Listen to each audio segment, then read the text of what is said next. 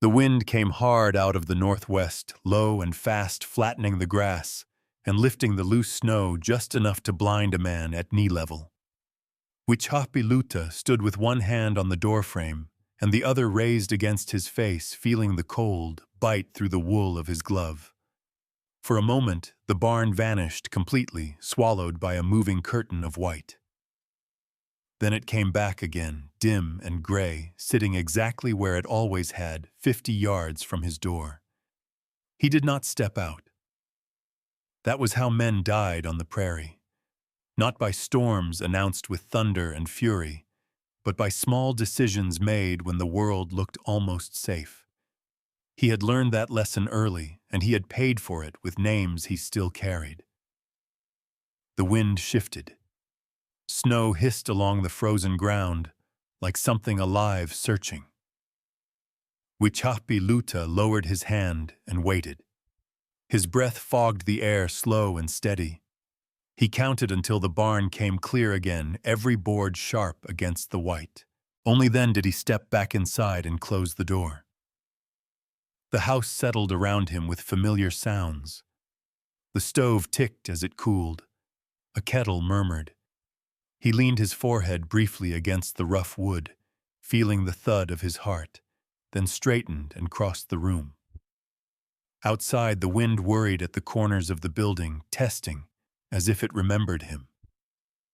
It was early winter, not yet the season that took lives outright, but the kind that reminded you what was waiting. The land looked quiet, even gentle under its skin of snow. That was the lie. Huichapi-Luta poured himself coffee and stood by the window. From here he could see the barn clearly, its roofline dark against the pale field. 50 yards, a distance a child could run in seconds. A distance men crossed without thinking, with their coats unbuttoned and their hats pushed back, talking about weather as if it were a thing that listened. He had buried 3 men who never crossed half that distance. The first had been his uncle years back, when Huichapi-Luta was still young enough to believe the land could be reasoned with. A sudden squall, a barn door blown shut, footprints erased in minutes. They found him the next morning stiff and turned the wrong way no more than 30 feet from the house. The second had been a neighbor, a man who laughed loudly and worked hard and trusted his legs to bring him home. The third had been a boy, hardly grown, sent to fetch a calf before dark. The wind did not care how strong they were. He set the cup down untouched. His eyes followed the line between house and barn, measuring it without moving. He had done that every day since the first snow fell, and many days before that, back when the grass was still green and men said winter was far off. Behind him, the floorboards creaked. He did not turn. He knew the sound of Matoska's step as well as he knew his own breathing. "You're watching it again," Matoska said. Yes. Matoska came to stand beside him. He was older by a few years, broader through the shoulders, his hair threaded with gray. He followed Huichapi-Luta's gaze to the barn and snorted softly. "It's not going anywhere." "No," Huichapi-Luta said. "But men do." Matoska folded his arms. "You sound like an old woman talking to the fire." Huichapi-Luta smiled faintly, but he did not look away. Old women know when to stay inside. For a while they stood in silence, listening to the wind scrape along the walls. Matoska shifted his weight. "The cattle will need feed before dark," he said. "I know. You can still see the barn." "I know." Matoska glanced at him, irritation flickering across his face. "Then why are you standing here like the ground might open up under you?" Huichapi-Luta finally turned. "Because I've seen it disappear before. Not the barn. The way to it." Matoska's mouth tightened.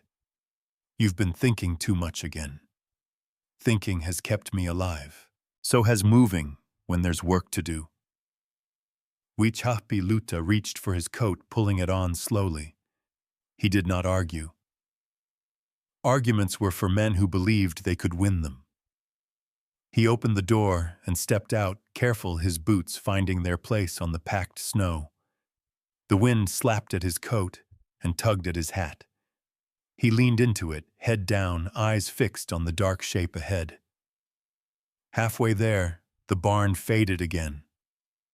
Just for a breath. His chest tightened. He stopped. The wind drove snow across his legs, stinging through the wool. He waited. The barn returned clearer this time. He finished the walk without haste, each step placed, each breath measured. Inside, the animals shifted and lowed, steam rising from their bodies. The smell of hay and manure wrapped around him, solid and real. He rested his hand against the doorpost, feeling the vibration of life on the other side of the wall. This was what men risked themselves for. This and the belief that tomorrow would come as expected. When he returned to the house, Matoska was still by the window. "You see," Matoska said, "nothing took you. Not today." Matoska watched him hang his coat. "You act like the land is waiting for you to make a mistake." "It is." Matoska shook his head. "You live like you're afraid." Wichapi Luta met his eyes. "I live like I remember." That night, after Matoska had gone, and the house had settled into quiet, Wichapi Luta lay awake listening to the wind. It worried at the eaves, slid across the ground, found every crack and seam. He thought of winters long before cattle, before fences, before barns set out in the open like challenges. He thought of earth lodges dug deep of low doors and packed walls of passages where the wind could not follow. Below the ground, the storm had no voice. He rose before dawn and stood in the cold cellar lantern held high. The packed earth walls smelled damp and old. He pressed his palm against them, feeling the steady cool, the patience of the ground. Above him, the wind moved. Down here, there was only stillness. He closed his eyes and saw his grandfather's hands shaping earth, laying timber, teaching without words. "You do not fight what will outlast you," those hands had said. "You step aside and let it pass." When he climbed back up, the sky was pale and calm as if nothing had happened. The barn sat waiting harmless in the morning light. Wichapi Luta looked at the distance again, at the open ground between door and door, and he knew it would not always be like this. He set his tools by the wall and began to measure. The old people never fought winter in the open. They stepped below it, where the earth still remembered how to keep a man alive.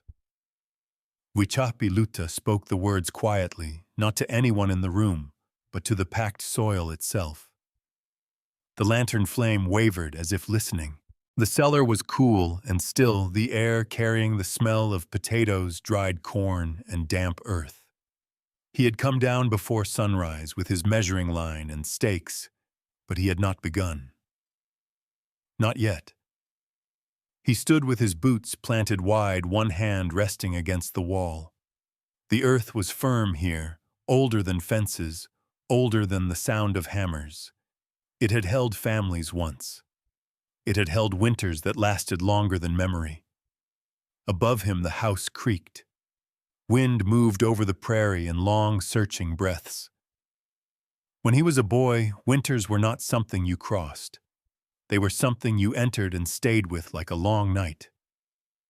The lodges were dug low, their walls thick, their roofs pressed down with sod and snow, until the wind slid over them without finding a grip.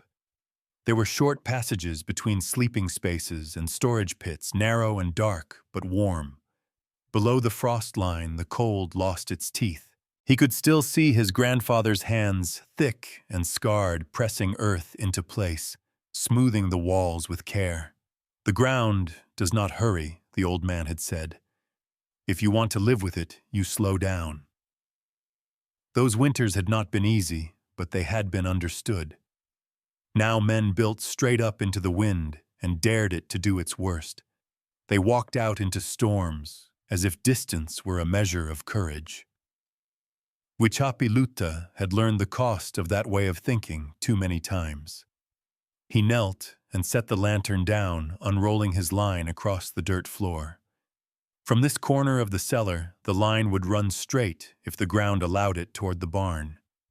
He could see it in his mind, not as a hole, but as a passage, a place where a man could walk upright, lantern held steady, while the world above tore itself apart. Footsteps sounded overhead. Maroska's voice followed, rough with sleep. "You're awake early for a man with no planting to do." "I wanted to listen," Huichapiluta said. Maroska descended the steps, ducking his head. He took in the measuring line, the stakes, the way Huichapiluta stood, as if the decision had already been made. "You're serious," Maroska said. "I've been serious." Maroska picked up one of the stakes, turning it in his hand. "This isn't how our fathers lived anymore." "No," Huichapiluta said. "It's how they survived." Maroska frowned. "They didn't dig tunnels to barns. They didn't keep cattle penned like this. You're mixing things that don't belong together."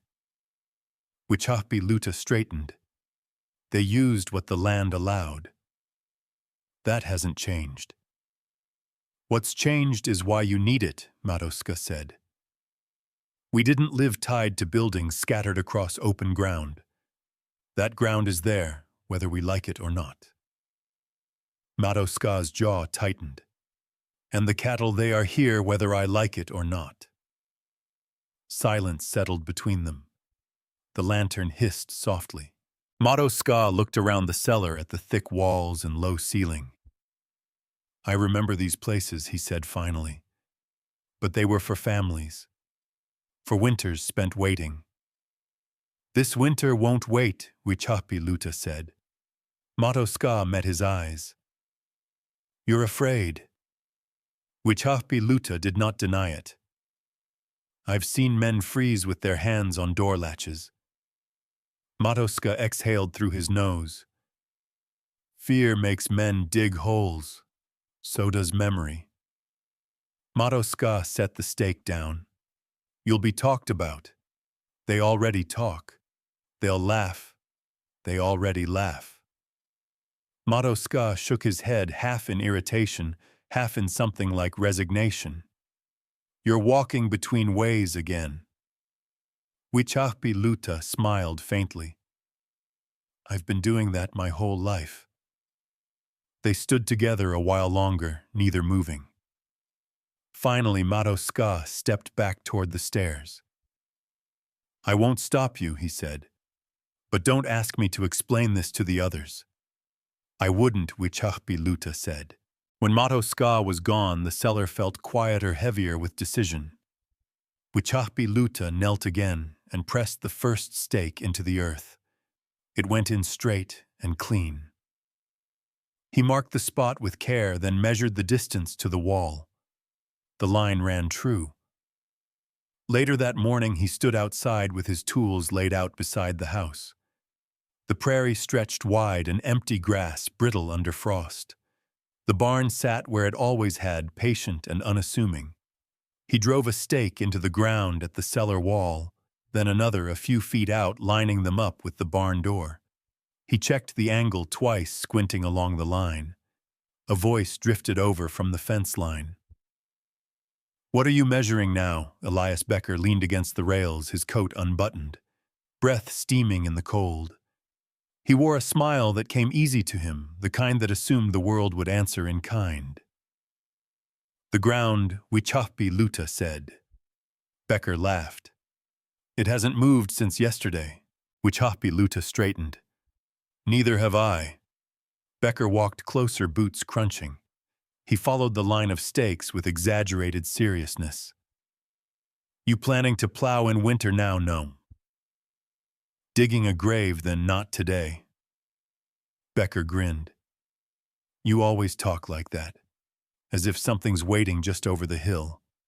Something always is." Becker waved a hand toward the barn. It's right there. You can see it. A man doesn't need tricks to walk 50 yards. Wichapi Luta held his gaze.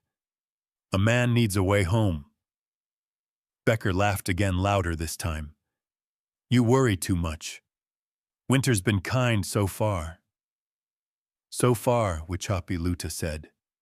Becker shook his head. You should spend less time staring at the ground and more time living on it. He turned and walked back toward his fence, calling over his shoulder, If you dig too deep, you might not come back out. Wichapi Luta watched him go, then returned to his work.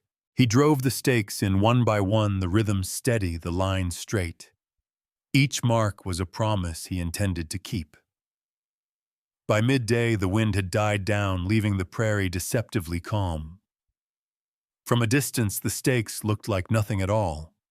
That was how it would start. A quiet change no one took seriously. He stood back and looked at the line again, from cellar to barn, from shelter to shelter. A path below the reach of the wind. The ground waited. He picked up his shovel and broke the surface.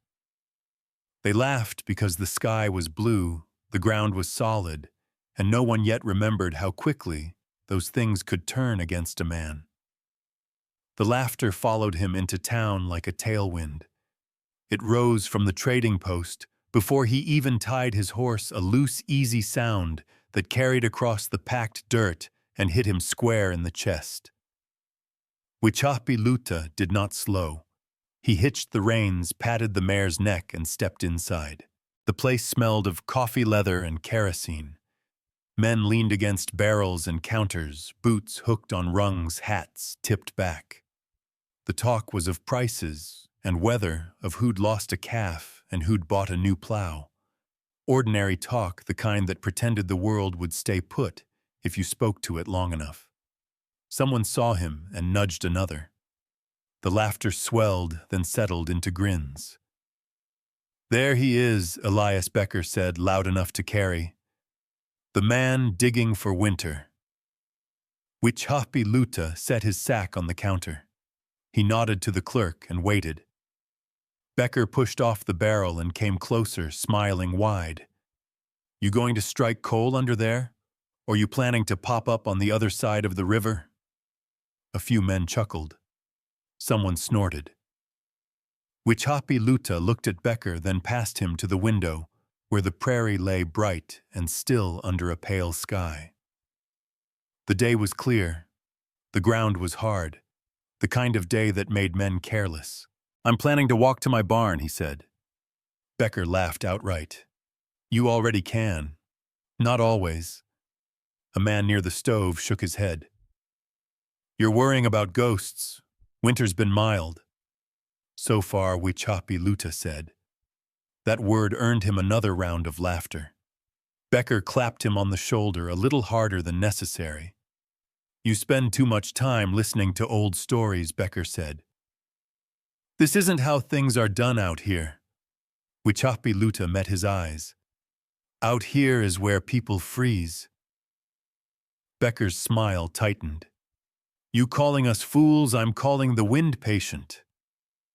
That drew a few raised brows, but the laughter returned easy and dismissive. Wichapi Luta took his goods and turned away. As he reached the door, Becker called after him. Dig deep enough, and you'll find yourself hiding from the sky. Wichapi Luta did not answer. He stepped back into the cold and mounted his horse. As he rode out, the laughter followed him lighter now, already forgetting. At the edge of town, he passed Matoska, who stood with a bundle of trade goods under his arm. Matoska watched him approach, his expression unreadable. You heard, Matoska said. Wichapi Luta nodded. They're loud today. They're loud when they're sure, Matoska said. Are they? Matoska looked toward the open land beyond the last buildings. The sky looks harmless. So does a knife before you pick it up. Matoska's mouth twitched. You're making yourself a story. Stories outlast laughter. Matoska fell in step beside the horse for a few yards. You could stop. No one would think less of you. Wichahpi Luta looked down at him. They already do. Matoska sighed. I worry about what you're holding on to. I worry about what they're letting go. They parted at the road. Wichahpi Luta rode home alone, the prairie opening around him wide and quiet. By the time he reached the house, the sun had climbed higher, bleaching the land into something that looked permanent. He changed into work clothes and took up his shovel. The first cut was the hardest.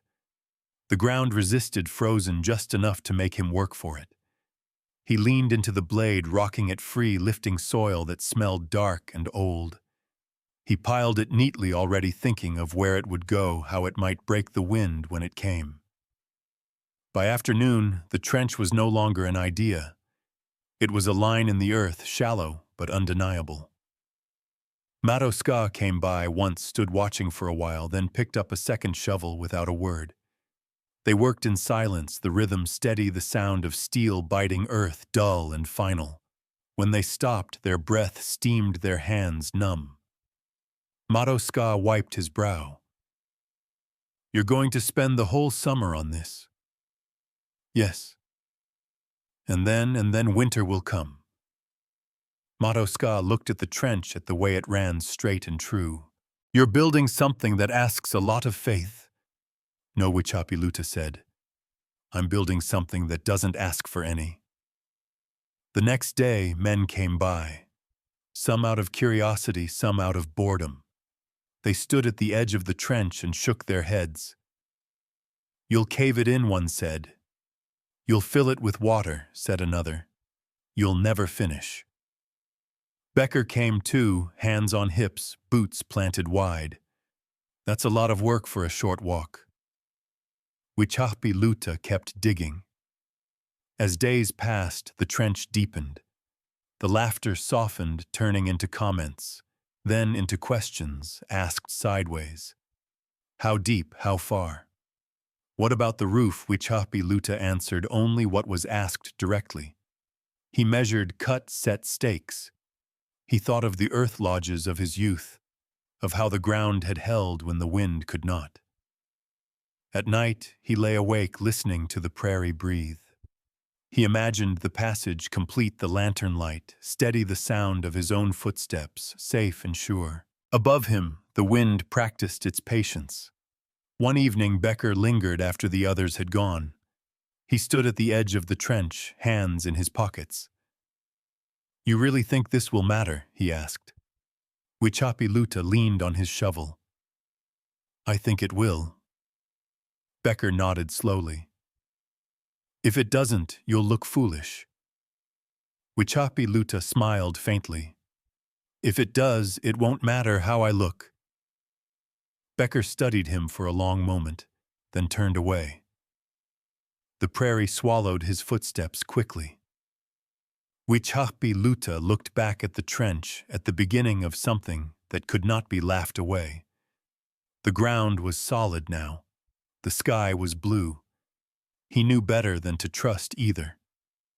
He drove another stake and marked the depth. The work ahead was long, precise, and unforgiving. He welcomed it. The earth never mocked him. It only asked how deep he was willing to go. By the third week, the trench no longer looked like a notion a man could laugh at.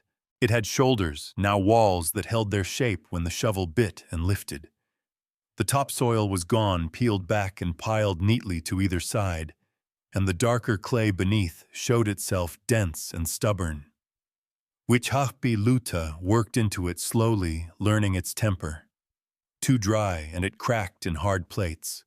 Too wet, and it slumped, softening just enough to threaten collapse.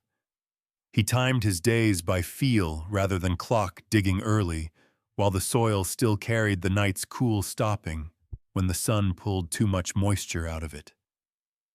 The work quieted his mind. Each cut of the shovel was a question asked and answered. Could the wall hold at this angle? Would the ground take a post here without shifting?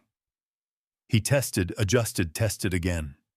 The trench deepened a few inches at a time, patient as the earth itself. Matoska came less often now.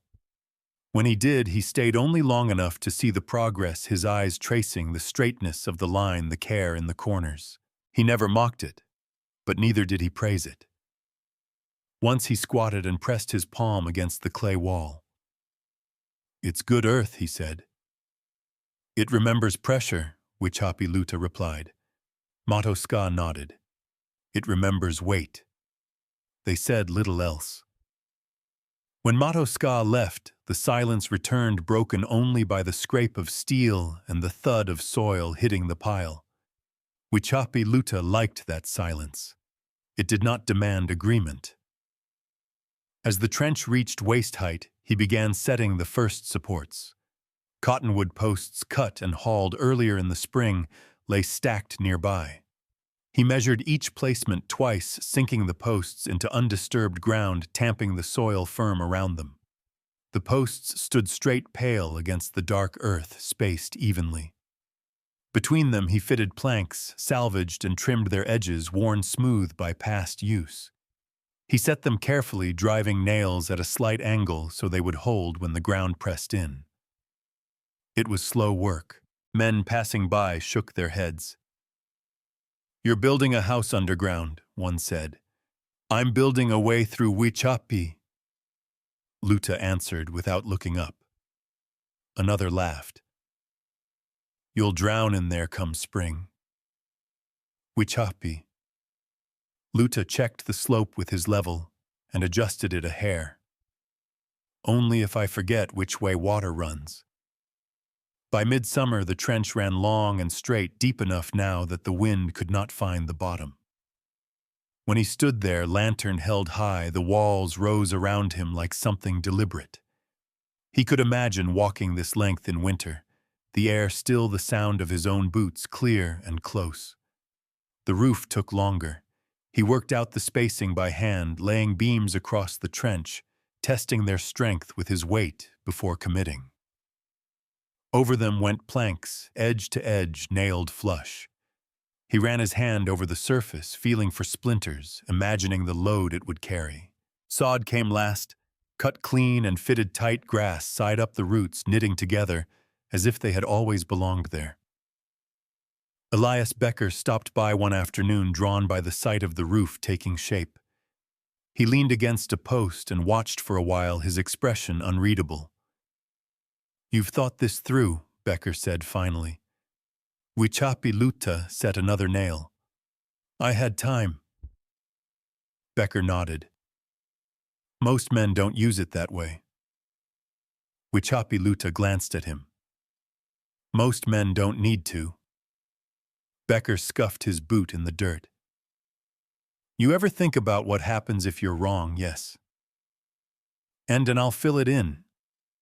Becker huffed a laugh. "That's a lot of work for a maybe." Wichapi Luta straightened. "So is burying cattle." Becker's smile faded. He looked out across the prairie where the grass moved in slow waves. Winter's been light the last few years, so far. Becker shook his head, but he said nothing more. When he left, he did not laugh. As the passage neared completion, the cost of it became harder to ignore. Wichapi Luta's hands were cracked and swollen. His shoulders ached at night. There were days he should have been mending fence or tending other work, but he stayed with the tunnel instead. The cattle did well enough, but not as well as Becker's, not as well as others who put their hours into visible things. At the trading post, the talk shifted. The laughter thinned, replaced by speculation. "How long did you say it was deep enough to stand in?"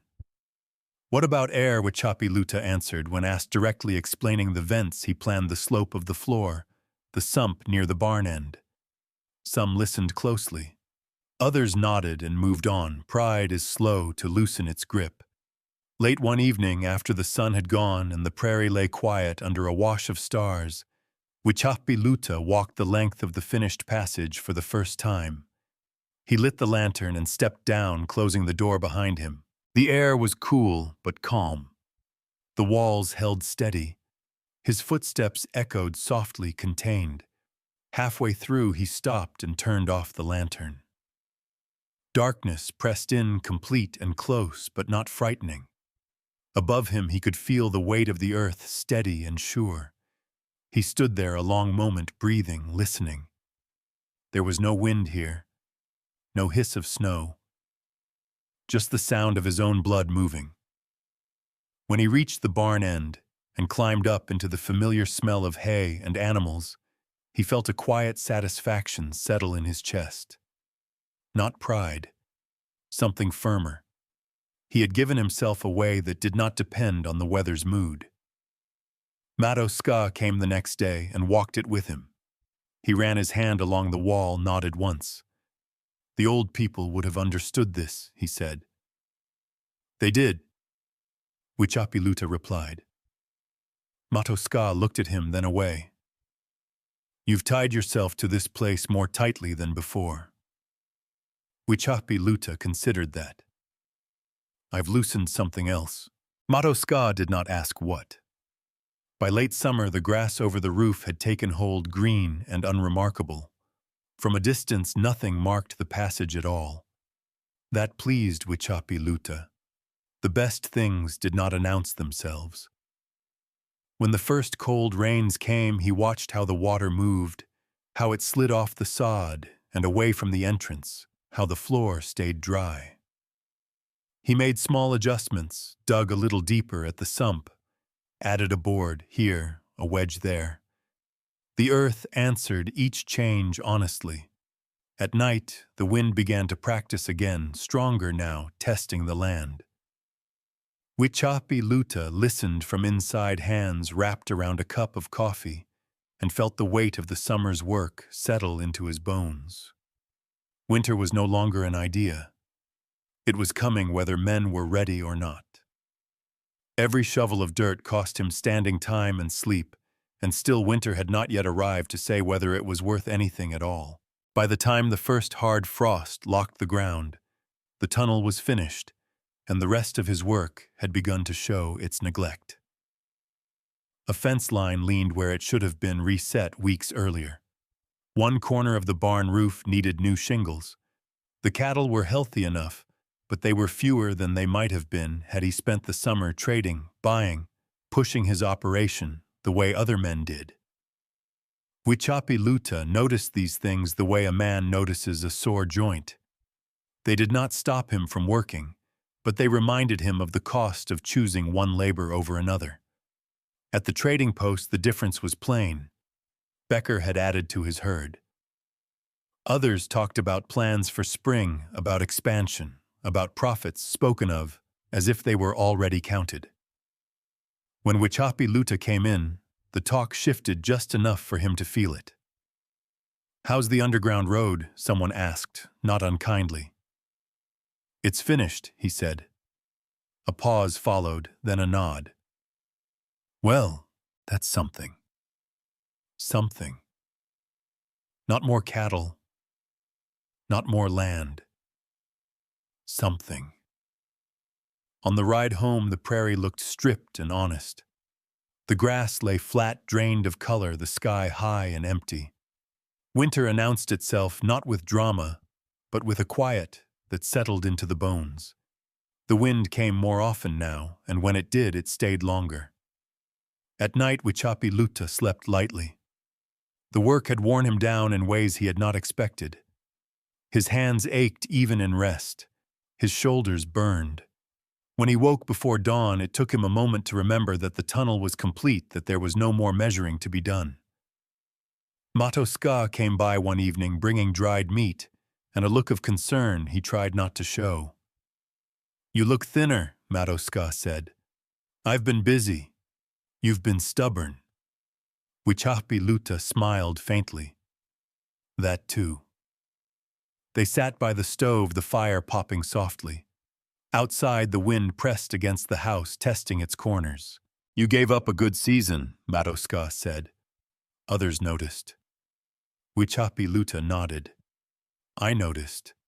And if winter passes easy, then I'll have a quiet place to walk. Matoska studied him. You're asking a lot of yourself for a thing that might never be needed. Wichapi looked into the fire. I'm asking less of myself later. Matoska did not argue, but his silence carried doubt. When he left, the house felt heavier for it. The first snow came early, and light barely enough to cover the ground. Children ran in it. Men walked out to their barns with their coats open, talking and laughing. Wichapi watched from his doorway, his eyes following the paths people took without thinking. He felt no satisfaction, only a quiet tightening in his chest. He walked the tunnel again that night, lantern steady, listening to the muffled sound of the wind above. The passage smelled of earth and wood, of something held. When he emerged into the barn, the cattle shifted and breathed, unaware of what the season could bring. He ran his hand along their backs, feeling the warmth there, solid and real. Back in the house, he lay awake, counting the hours of work he had not done elsewhere. The fence that still leaned, the shingles that would need replacing before the snow grew heavy. The way Becker's operation had grown while his own had held steady. These thoughts came unbidden, pressing at him in the dark. It would have been easier, he knew, to build like everyone else. To trust speed and strength. To walk out into the wind and come back in again, telling himself that was enough. He wondered briefly if the laughter had cut deeper than he wanted to admit. The wind answered that thought by rising, suddenly rattling the windows. He sat up listening. It did not last long, but it left behind a memory of sound that stayed with him. The days shortened. The light grew thin. Frost rimed the edges of everything by morning. The prairie began to feel smaller, as if the sky had lowered itself a little each day. One afternoon, Becker rode up while Wichapi was splitting wood. "Cold's coming early," Becker said. "It usually does," Wichapi replied. Becker watched him work. "You ever think about what you gave up?" Wichapi set the axe down. "Every day." Becker nodded slowly. "I used to think planning was a kind of fear, and now I think fear comes from pretending you don't know better." They stood in silence for a moment, the wind tugging at their coats. Still, Becker added almost defensively, "You can't plan for everything." "No," Wichapi said. "Just the things that kill you fastest." Becker laughed softly, but there was no mockery in it. He rode off soon after, leaving behind the sound of hooves fading into the open land. That night, Wichapi dreamed of walking across the prairie, with no landmarks, the ground and sky blending into one. He woke with his heart racing and lay still until it slowed. When morning came, the world looked unchanged. The barn stood where it always had. The tunnel entrance was hidden beneath its careful covering, unremarkable. If anyone passing by noticed it at all, they would think it no more than a patch of stubborn grass. He took a deep breath and began his day. The barometer dropped a little that afternoon. Not enough to alarm anyone else, but enough to catch his attention. The wind shifted, coming more often from the north now. He watched the sky take on a hard, pale look that reminded him of old winters, of days that began kindly and ended in loss. That evening, as the sun sank behind the flat horizon, he stood once more at his door and looked out at the distance between house and barn. It was still only 50 yards. It always would be. The question was never the distance. It was what the wind could do to it. He closed the door and checked the latch twice before turning in for the night. The morning looked kind enough to betray anyone who trusted it. The sky held a thin blue that morning, washed pale as enamel, the kind of color that made men linger on their porches longer than they should.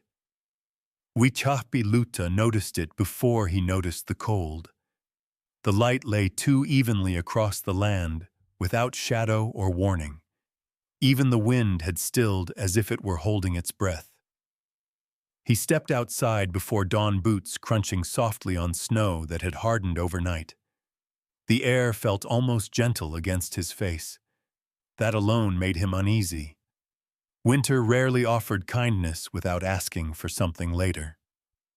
He checked the barometer nailed beside the door. The needle sat lower than it had the night before. Not a fall anyone else would comment on. Enough to catch his eye. From the barn came the sound of cattle shifting their breath, rising in slow clouds. 50 yards of open ground lay between them, clean and visible. He could have walked it without gloves and been back before his coffee cooled. That was the lie of mornings like this. Inside the stove crackled as he set water onto heat. He moved quietly, listening to the house settle to the faint creak of beams responding to the cold. The tunnel entrance lay hidden beneath its covering, invisible unless you knew where to look. He rested his hand on the cellar door for a moment, feeling the solid weight of it beneath his palm. Mado Ska arrived not long after sunrise. He did not dismount right away, sitting his horse with his eyes lifted toward the sky. "It feels wrong," Mado Ska said. "Yes. Too quiet. Yes." Mado Ska swung down and stamped his feet. The old ones would have watched a day like this. They would have stayed close to the ground. Mado Ska looked toward the horizon. Children are walking to school. Wichapi Luta followed his gaze. Small figures moved in the distance, dark against the snow scarves. Loose steps, unhurried. The sight tightened something in his chest. "They won't be far," Mado Ska said, as if reassuring himself. "No," Wichapi Luta said. "They won't." They fed the cattle together, working without hurry. The animals were calm, unconcerned, chewing steadily. Wichapi Luta took his time checking water breaking thin ice before it thickened. He made mental notes the way he always did of small things that could matter later. By mid-morning, the sky had lost its softness. A faint haze gathered low in the north, not clouds exactly, more like a smudge where the horizon should have been. The light took on a harder edge. Becker rode up just before noon, coat slung open, cheeks red from the cold. He looked pleased, energized by the clear day. "Good weather for work," Becker called. "For now," Wichapi Luta said. Becker laughed. "You always say that. And sometimes I'm right." Becker swung down and followed Wichapi Luta toward the barn. "I've got fence to fix. Thought I'd get it done before the next storm decides to show itself." Wichapi Luta paused, studying the sky again. The haze had thickened, spreading sideways rather than upward. "How far is your fence work from the house?" he asked. Becker shrugged. 60 feet. Maybe a little more. Wichapi Luta nodded. "Stay close." Becker grinned. "You worry like a man with something to lose." Wichapi Luta met his eyes. "We all have something to lose." Becker looked away first. "I'll be quick." As Becker rode off, the wind returned, tentative at first, brushing the snow into thin lines that slid across the ground. Wichapi Luta felt it change direction, coming more directly from the north now. The temperature dropped, not sharply, but enough that his breath grew thicker. He went inside and checked the barometer again. The needle had fallen further, faster than before. The kettle screamed. He poured water into a cup and drank it, standing eyes on the window. The sky darkened, not from clouds above, but from something moving into place beyond sight. At 11:30, the light dimmed, as if someone had turned it down. The haze became a wall stretching across the northern edge of the world. It moved with purpose. Mado Ska returned, horse-lathered eyes sharp. It's coming, he said. Yes. How bad Wichapiluta did not answer at once. He stepped outside and looked again. The wind rose suddenly, snapping at his coat, driving loose snow against his boots. The barn blurred, then sharpened again. Bad enough, he said. By noon, the temperature fell hard. The change was quick enough to feel a sharpness that cut through wool and skin alike. The wind strengthened, no longer brushing, but pushing, carrying with it fine snow that stung exposed flesh. Wichapiluta stood in the doorway and watched the barn vanish for the first time that day. It was only a moment, but it was enough. His heart thudded once, heavy and sure. He closed the door and latched it. Inside, the house felt small and tight, as if it knew what was coming. The wind found every edge and seam, worrying them, testing. Snow hissed against the walls. Outside, Becker was still working.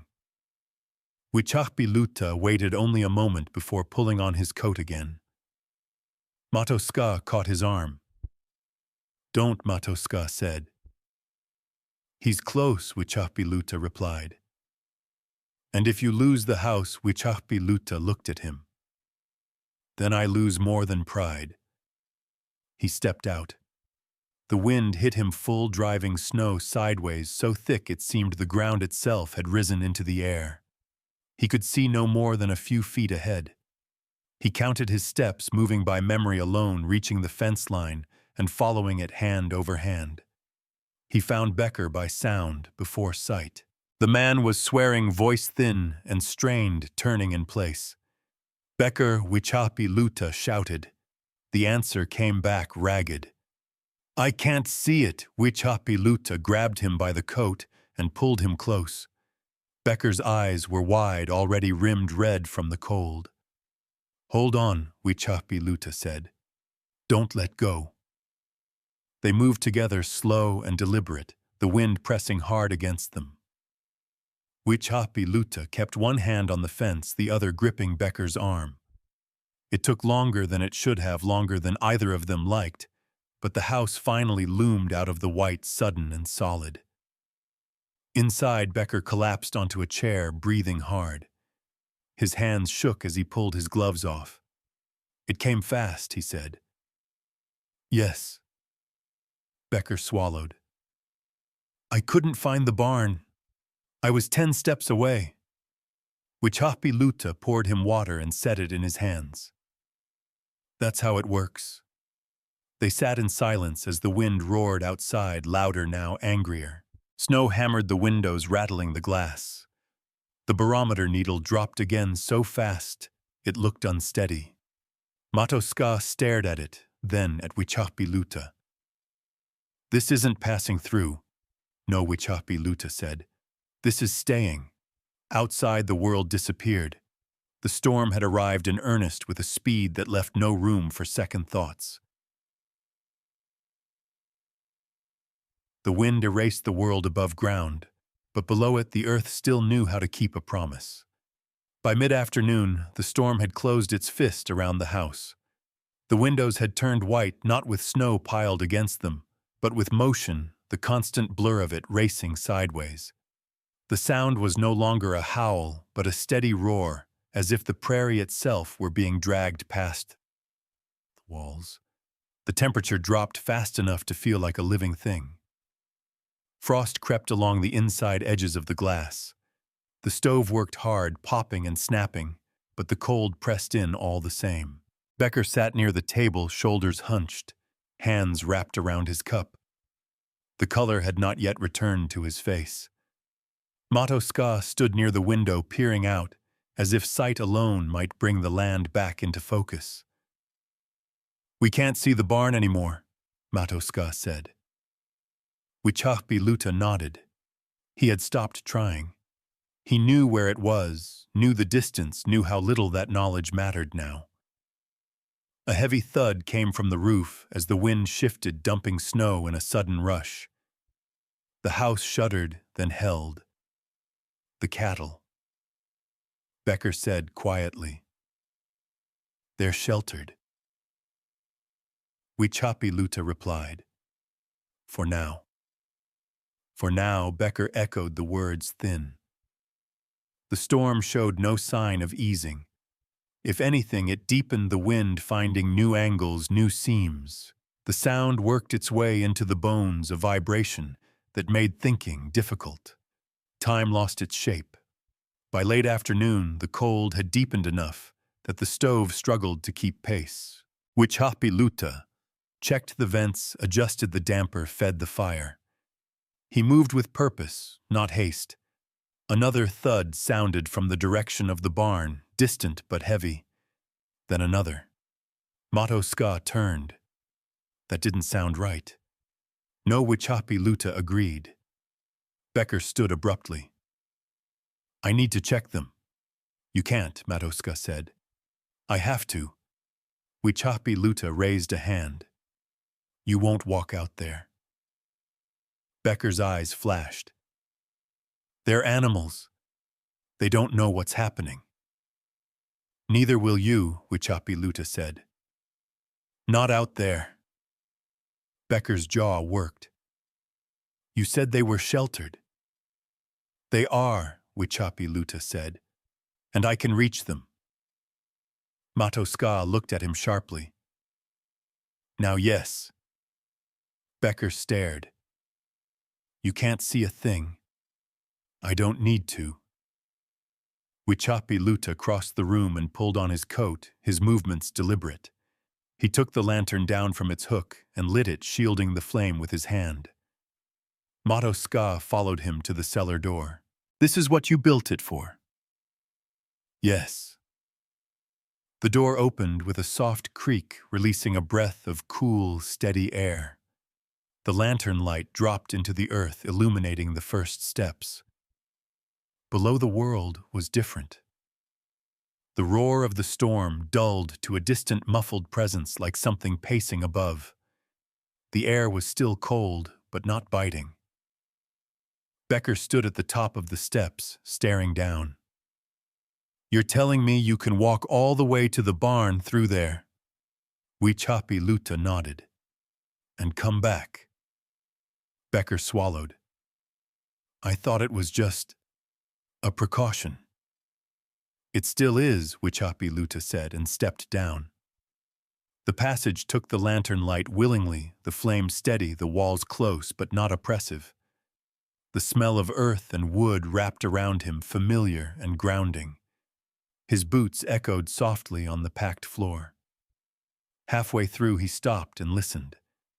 Above him, the storm screamed and battered, its fury rendered harmless by a few feet of soil. The contrast was almost unsettling. At the far end, he climbed up into the barn. The animals stirred at the sound, lowing softly, stamping. Snow had forced its way through gaps in the boards, piling along the edges. The wind found its voice here too, rattling the walls, pushing against the doors. One of the beams overhead groaned. Wichapi Luta moved quickly now, lantern swinging. He checked the supports, the doors, the feed. One corner of the roof had begun to drift under the weight of the snow, sagging enough to catch his eye.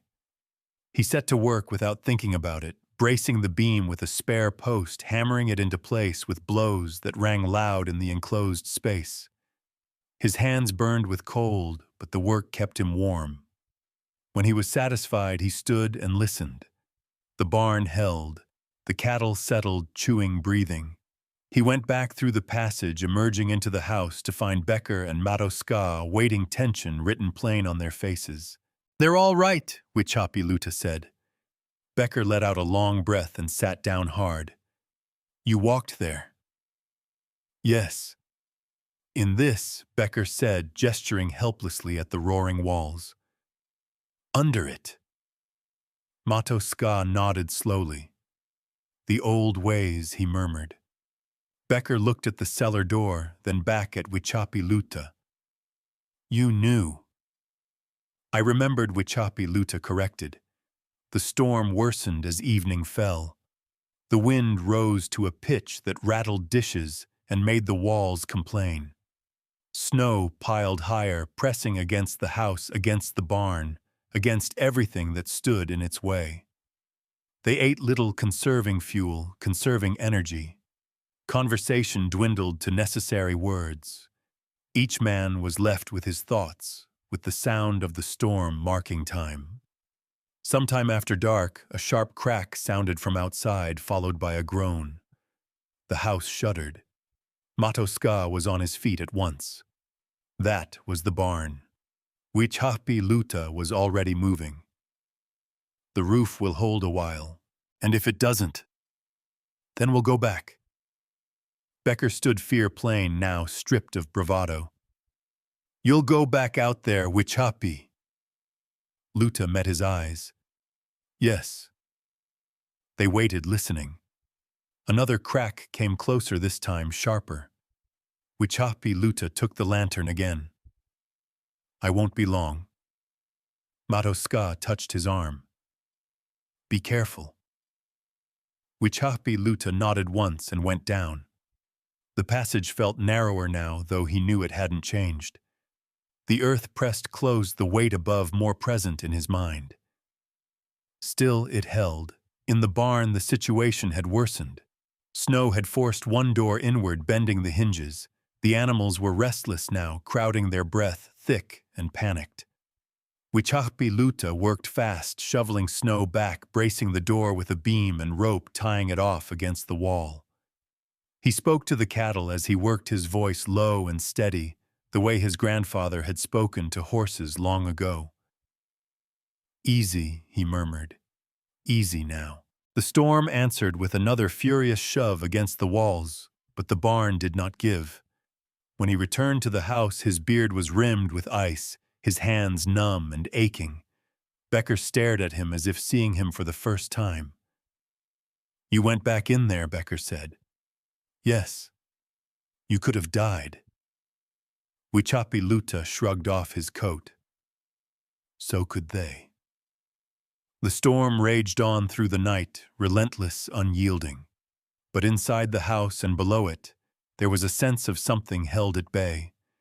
The tunnel had done what it was meant to do, and winter, for all its fury, had not yet found a way through. When the storm finally loosened its grip, it left behind more than drifts and broken fences. It left behind the truth of who had been prepared and who had not. Morning did not arrive so much as it was uncovered. The wind eased first, backing away in uneven pulls, as if reluctant to admit defeat. The roar faded to a hiss, then to a restless whisper. Snow still fell, but straight down now, thick and quiet, settling into the shapes the night had carved. Inside the house, no one had slept much. Becker dozed in fits, boots still on his head, jerking up at every new sound. Matoska sat with his back against the wall, eyes closed but alert, listening. Wichapi Luta had walked the tunnel twice more before dawn, checking the barn, checking the house, confirming what he already knew. Everything that could be held had been held. When the light finally filtered through the windows, it came muted and gray, as if the world itself were bruised. Wichapi Luta unlatched the door and pushed it open a crack. Snow pressed back immediately, packed high and tight. He shouldered into it, carving space with his weight until he could step out. The prairie was gone. In its place lay a field of white sculpted into hard waves and sharp ridges. Fence posts were buried to their tops. The barn roof carried a heavy load, but the bracing had done its work. Smoke rose thinly from chimneys in the distance, fewer than there should have been. Becker stepped out behind him and stopped short. God!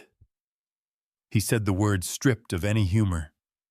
From somewhere to the east came a faint sound. A shout carried weakly across the snow. Wichapi Luta turned his head. He listened still as the frozen air. There, Matoska said, joining them. Did you hear that another shout came closer this time, ragged and uneven? Wichapi Luta was already moving. He grabbed his coat, pulled it tight, and headed toward the sound, counting his steps, fixing landmarks in his mind. The snow was deep and crusted, each step an effort.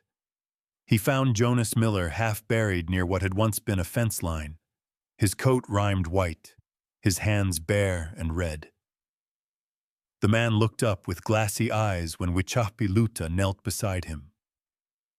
"I couldn't find the house," Jonas said, his words slurred. "I was right there. I swear I was." Wichapi pulled his gloves off and forced them onto Jonas's hands. "You're not walking," he said. He hauled the man up, half carrying him, half dragging him back toward the house. Becker and Matoska met them partway, and together they got Jonas inside, stripping off his frozen coat, rubbing warmth back into his limbs. As Jonas lay wrapped in blankets, shivering hard, Becker stared at him, then at Wichapi. He was 20 yards from his door. Yes. Becker swallowed. He would have died. Yes. The realization sat heavy in the room, unspoken but complete. More voices came as the morning wore on, a woman calling for her husband, a boy crying out, panic breaking through the quiet. Each time Wichapi listened, oriented himself, and went out again, sometimes alone, sometimes with Becker or Matoska following his lead. They brought back people numbed by cold and fear faces, pale eyes wide with the shock of how close they had come. By noon, the house was crowded. Bodies lay wherever there was space, wrapped in quilts and coats. The stove burned constantly, fed by every scrap of wood they could spare. Becker moved among them, bringing water, speaking softly, his usual ease replaced by something steadier. "They didn't see it coming," he said to Wichapi as they stood near the door, watching snow drift lazily now. "None of us did." Wichapi did not answer. He was listening again.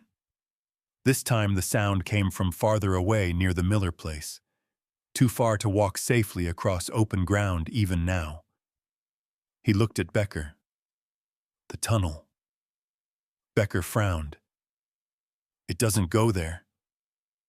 "No," Wichapi said, "but it goes to the barn." Understanding dawned slowly.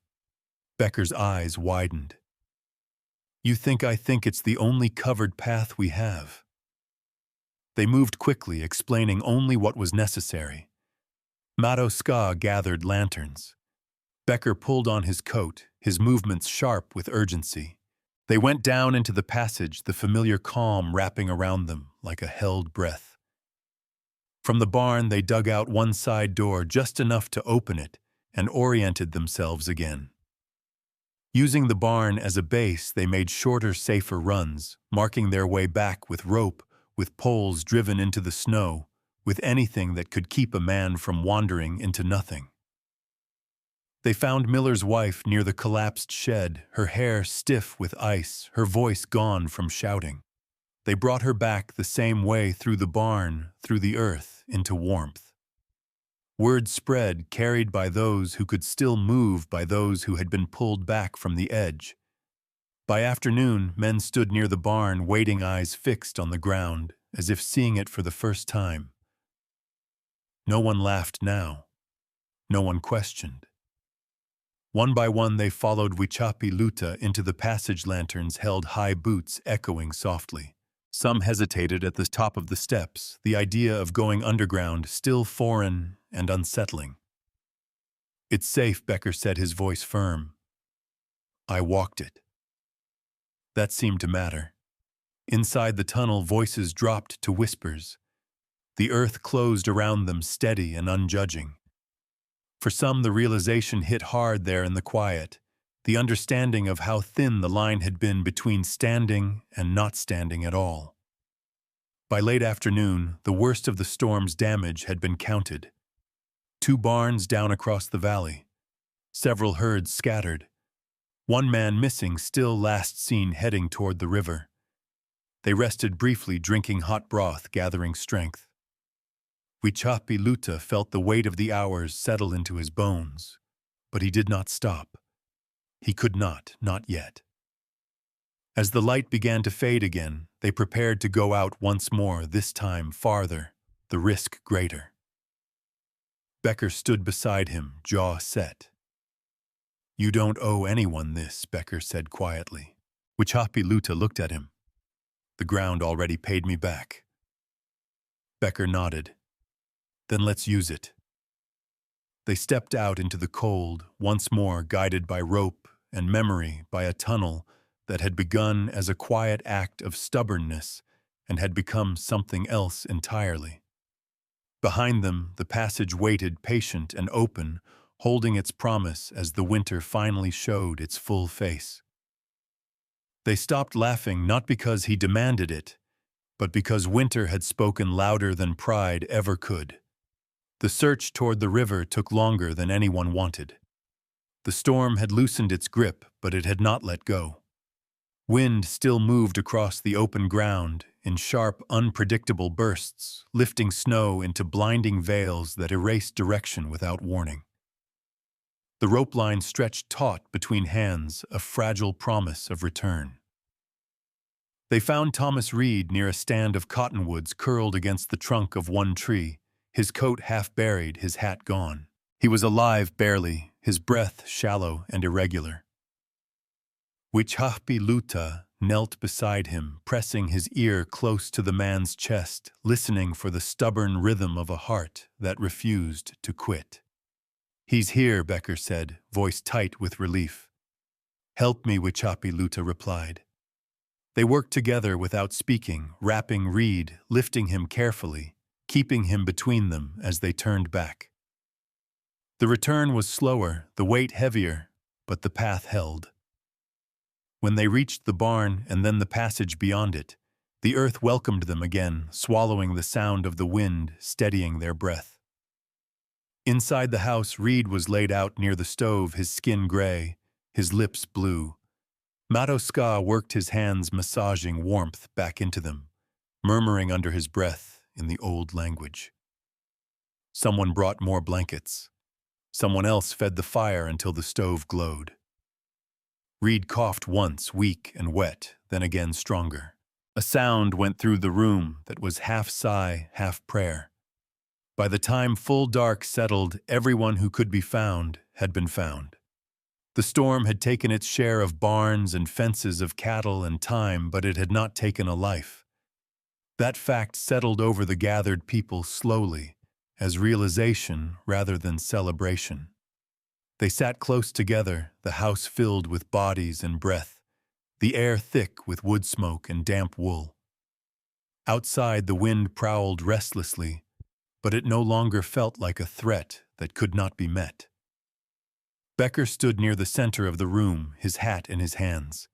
He cleared his throat once, then again. "I said things," he began, stopping as the words caught. He looked at Wichapi-Luta, then at the others. "I laughed." No one spoke. The fire cracked softly. "I thought planning was fear," Becker continued. "I thought strength was walking straight into whatever came." He shook his head. "I was wrong." He turned fully toward Wichapi-Luta. "You saved my life today, and more than mine." Wichapi-Luta met his gaze, then looked away. "The earth," he said. Becker took a step closer. "You listened when the rest of us wouldn't." A murmur moved through the room. Heads nodded. Eyes shifted toward the cellar door, toward the unseen passage beneath their feet. An older woman spoke up, her voice thin but steady. "My husband froze 30 years ago," she said. 10 steps from our door. We never talked about it again." Silence followed her words, heavy and shared. Mato-Ska spoke next, his voice low. "Our people lived below the wind for a reason. They weren't hiding. They were remembering." That word settled in the room, quiet and final. The night wore on. One by one, people slept where they sat, exhaustion claiming them without ceremony. Wichapi-Luta stayed awake, feeding the stove, checking on Reed, listening to the house breathe. Near dawn, Becker sat beside him, elbows on his knees. "They'll talk about this," he said. "Yes. They'll want to know why you did it. Wichapi shrugged. I didn't want to bury cattle. Becker smiled faintly. Or neighbors. That too. Outside, the wind eased further, its voice tired, now stripped of its earlier fury. Snow lay thick and quiet, covering the scars of the storm in a smooth white sheet. When morning came, it revealed a changed landscape. Men stood longer before stepping out, testing the air, reading the sky. They walked slower, closer to buildings, eyes scanning not just for beauty, but for warning. In the days that followed, people came to see the tunnel. They walked it with lanterns touching the walls, marveling at the calm beneath the earth.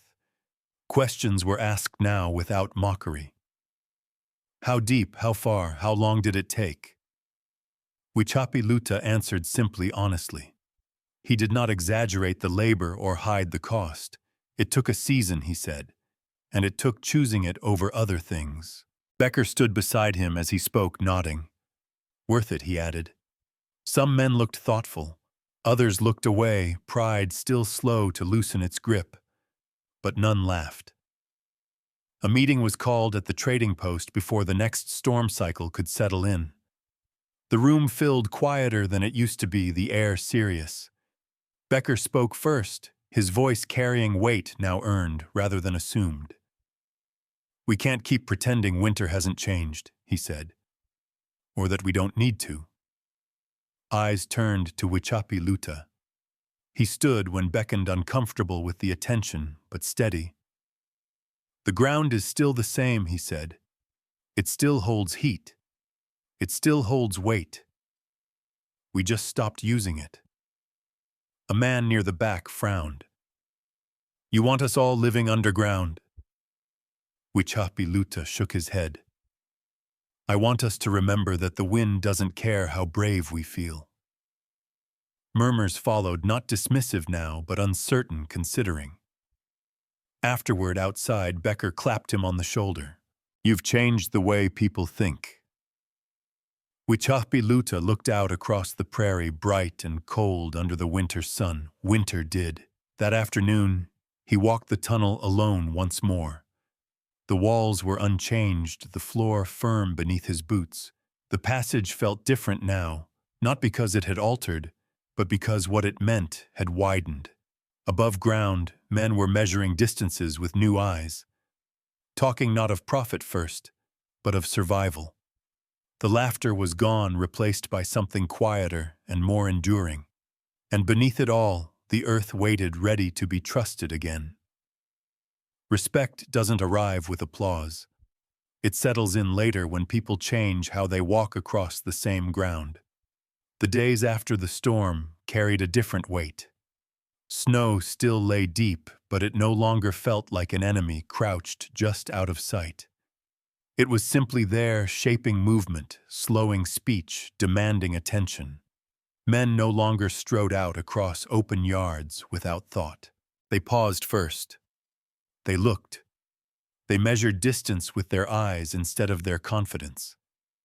Wichapi noticed these things quietly. He did not point them out. Respect, he knew, had no interest in being announced. The trading post reopened with half its roof shoveled clear and the stove burning day and night. People gathered there not to boast or bargain, but to account for losses and narrow escapes. Stories were told in low voices, hands wrapped around mugs, eyes drifting now and then toward the door, as if winter might step inside uninvited. Becker stood near the counter one morning, listening more than he spoke. When he did talk, his words were careful, stripped of the ease that used to coat them. I walked 10 steps and couldn't find my own fence, he told a group of men. 10 steps. I won't forget that. No one laughed. A few nodded. Someone asked, You think more storms like that are coming?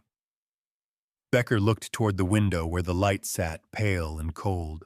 I think winter doesn't care what we expect. Later that day, 2 men came to Wichapi place together, hats in their hands, boots dusted with snow. He recognized them both. Neither had laughed the loudest, but neither had spoken up when others did. They stood awkwardly near the door. "We wanted to see it," one said. Wichahpiluta nodded and led them down. The lantern cast its steady light along the familiar walls.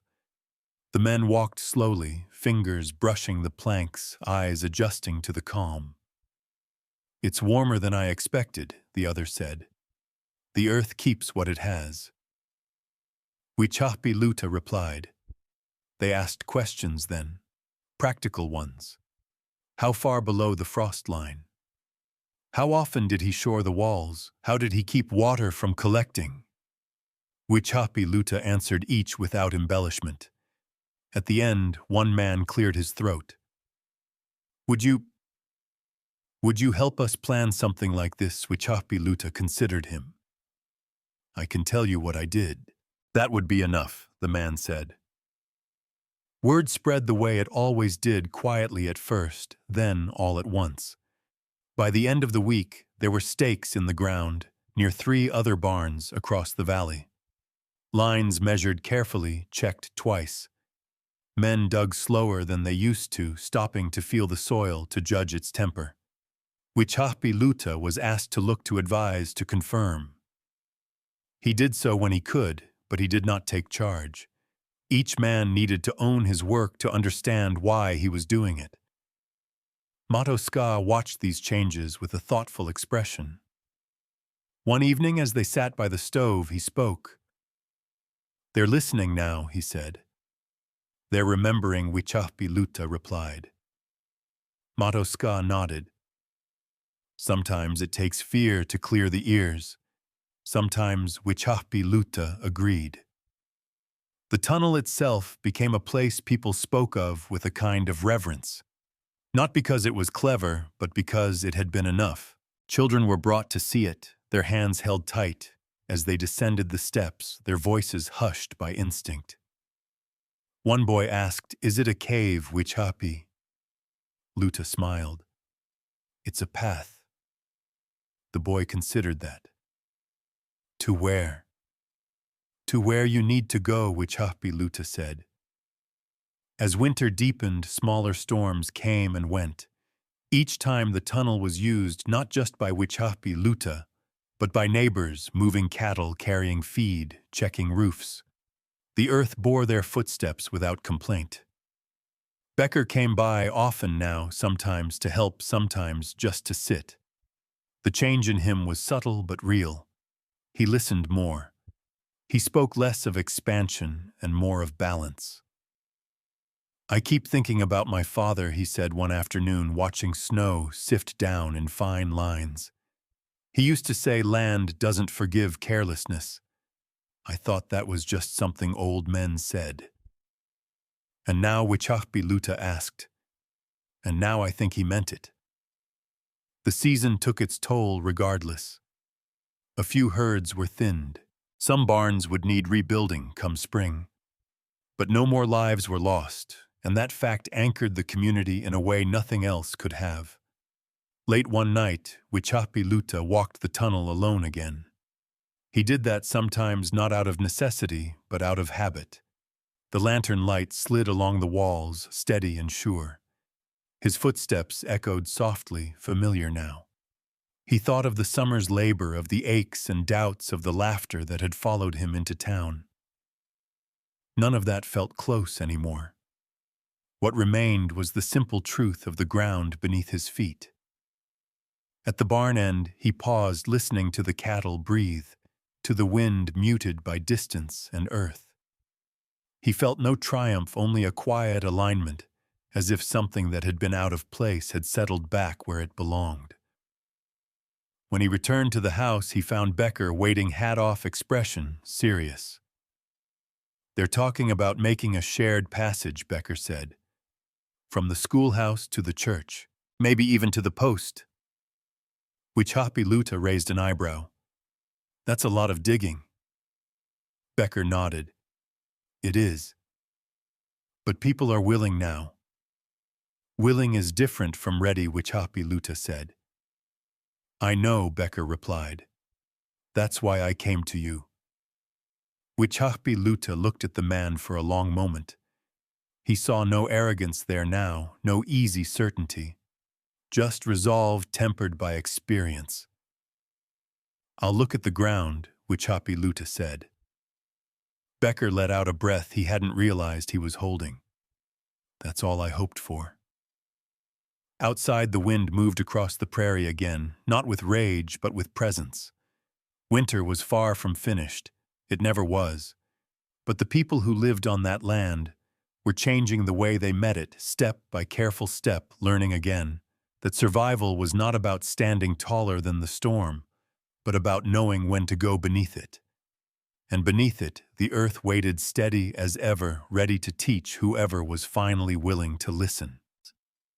Winter teaches fast, but its lessons only last if someone is willing to carry them forward. The shared passage began as a line scratched in the dirt floor of the trading post. Nothing more than a conversation made visible. Becker drew it with the heel of his boot, while others leaned in arms, crossed heads, tilted. The line ran from the schoolhouse to the church, then bent toward the post itself, cautious of the low ground, where water liked to settle in spring. Wichahpi Luta watched without interrupting. He had learned when to speak and when to let men find their own questions. "That's too shallow," he said, finally pointing with the toe of his boot. "You'll lose it to frost." Becker nodded and scraped the line deeper. "Here, then." "Better." They moved outside together, breath steaming in the cold, and stood where the first entrance might be cut.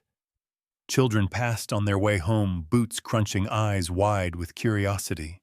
One stopped and stared at the stakes Becker had driven in earlier. "What's that for?" the boy asked. Becker looked at Wichahpi Luta, then back at the boy. "So you don't have to run when the wind gets mean." The boy considered this, then nodded once as if filing the idea away for later. Work began the next day. It did not start with shovels, but with looking. Men paced distances. Women noted where snow piled deepest, where drifts always formed first. Elders spoke quietly of old cellars of winter paths long since filled in and forgotten. Wichahpi Luta listened most to those voices. When the digging started, it was slower than his own had been. There were arguments about angles, about effort, about whose responsibility it was to shore which section. More than once, Becker looked ready to take over, to push through by force of will alone. Each time, Wichahpi Luta stopped him with a hand on his arm. "The ground doesn't like to be rushed," he said. "Neither do people." Becker exhaled and stepped back, learning still. The tunnel at Wichahpi Luta's place continued to serve its quiet purpose. He used it daily now, not because he had to, but because it had become the sensible way to move. The cattle knew the rhythm of it, waiting calmly as he came through lantern light, a familiar signal. Sometimes children followed him, asking questions, their voices echoing softly off the walls. "Does it ever cave in? Not if you treat it right." "Are you scared down here?" Wichahpi Luta smiled at that. "I'm safer." Those words stayed with them. He could see it in the way they walked afterward, a little closer to the ground, a little less eager to test themselves against the open air. Maroska visited often, offering advice that came from memory rather than books. He showed younger men how to read the soil, how to tell when it would hold and when it would betray you. He spoke of winters that lasted until men forgot what green looked like, of families that survived because they knew when to disappear into the earth. "These aren't tricks," he said. "They're agreements." The work bound people together in a way nothing else had in years. Shared labor has a way of sanding down sharp edges. Old grudges were set aside for the sake of getting a beam level, a wall straight. Laughter returned, but it was quieter now, aimed inward rather than outward. One afternoon, as Wichahpi Luta was helping brace a section near the schoolhouse, Becker stood beside him, watching a group of men argue good-naturedly over measurements. "I used to think leadership was getting people to follow you," Becker said. And now Wichahpi asked, and now I think it's knowing when to walk beside them. Wichahpi nodded. The ground walks beside you whether you ask it to or not. Winter pressed on, bringing smaller storms, sharp and quick. Each one tested the changes being made. People used the new sections of passage as they were finished tentatively, at first, then, with growing confidence. Lanterns were kept filled. Entrances were marked, clearly kept free of drift. No one mocked the work anymore. The memory of the great storm sat too close to the surface, ready to be touched. Late one night, after a day of digging that left his hands aching, Wichahpi sat alone in his house, the fire low. He held an old object in his hands, something he did not often take out. A small carving his grandfather had made smooth from years of handling. It fit his palm, perfectly shaped by a man who had understood weight and balance. He thought of that man now, of the way he had spoken to the earth, as if it were listening. Maybe it always had been. There was a knock at the door. Becker stepped in snow, dusting his shoulders. They finished the first section, he said. You should see it. Wichahpi followed him into the cold night. Lanterns glowed at the entrance near the schoolhouse, casting warm light onto packed snow. People stood around, quietly waiting. Becker nodded to a young woman holding a lantern. She stepped forward, lifted the door, and descended. Others followed one by one, their expressions shifting as they entered the calm below. When they emerged at the other end, faces flushed with cold and something like awe, there was no cheer. Just a shared look that said enough. An older man approached Wichahpi, then his back bent, his movements careful. We should have listened sooner, he said. Wichahpi shook his head. You listened when it mattered. The man smiled faintly. That may be the kindest way to say it. As the night wore on, people drifted home by safer paths, underground and out. The wind stirred above, impatient but contained. Wichahpi lingered at the edge of the gathering, watching the lantern lights bob and disappear. He felt a sense of completion he had not expected. Not an ending, but a handoff. The knowledge was no longer his alone. Back at his place, he walked the tunnel one last time before sleep, lantern's steady steps slow. He rested his hand against the wall, feeling the firmness there, the quiet strength of something built to last. Above him, winter continued its work, indifferent and exacting. Below, the earth held as it always had, waiting for those willing to remember. Some men leave fences and fields behind them. Others leave a way through the storm. Spring did not arrive all at once. It came the way it always did on the prairie, in hesitant gestures. A longer stretch of light at dusk. Snow that softened instead of crusting. The sound of water moving again beneath the ice. Wichahpi noticed these things without marking a date for them. He had learned long ago that the land did not care for calendars. It moved when it was ready. The tunnels remained in use even as the worst of winter loosened its grip. Old habits did not vanish overnight. People still chose the ground over the open air when the wind rose suddenly, or when sleet rattled down without warning. Lanterns were kept trimmed. Entrances stayed clear. What had begun as a response to danger had settled into a way of living. One morning, with the sun pale but steady, Wichahpi walked the length of his own passage and came up into the barn. The cattle shifted, calm and heavy with winter feed, their coats shedding in uneven patches. He ran a hand along the nearest flank and felt the warmth there, solid and alive. Outside, snow melted into dark rivulets that cut through the drifts, tracing paths toward the low ground. He watched carefully, noting where the water chose to go. Memory worked forward as much as back. Becker arrived later that day, his coat open now, his steps lighter. They're talking about keeping it all, Becker said without preamble. even when winter's gone. Wichapi Luta nodded. That's when it matters most. People forget fastest when things get easy. Becker smiled ruefully. You've changed how I think about easy. They walked together along the edge of the fields, boots sinking into softening ground. Stakes still marked places where digging had stopped when the frost went too deep. Those stakes would come out soon. New ones would go in. At the schoolhouse, children played on the packed snow, their laughter bright, unafraid. One girl waved when she saw them. She walks the passage by herself now, Becker said quietly. Lantern and all. Wichapi Luta watched her run coat, flapping hair loose in the breeze. Good. Becker glanced at him. You don't say much about what you've done. There's nothing to say, Wichapi Luta replied. The ground did most of it. Becker stopped walking. That's not true. Wichapi Luta turned back to him. Becker's face was serious now, unguarded. You listened when the rest of us were busy proving something, Becker said. That matters. Wichapi Luta considered that, then nodded once.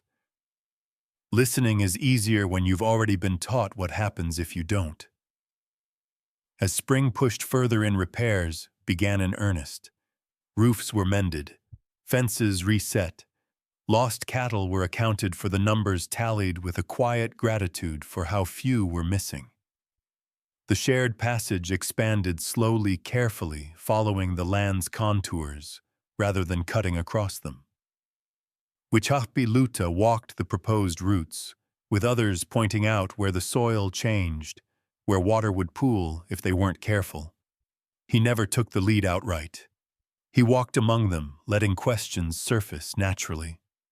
Maroska came less often, now satisfied that what needed remembering had been remembered. When he did visit, he stood quietly at the edge of the work, hands folded, eyes thoughtful. The knowledge is loose again, he said once. That's good.